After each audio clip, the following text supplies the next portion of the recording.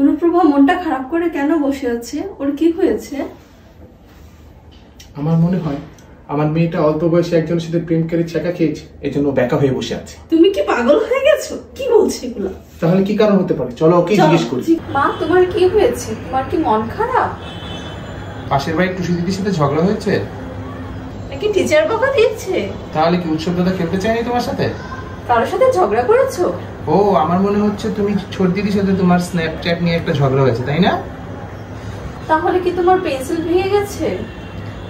না, মনে হয় মাম্মির সাথে কিছু একটা হয়েছে, তাই তো? তুমি কি আমার লিপস্টিক ভেঙে ফেলছো?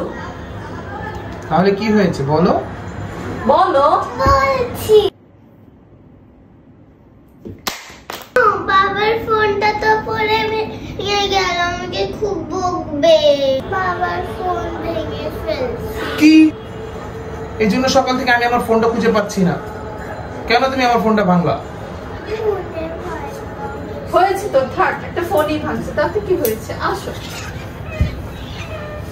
আমার ফোন।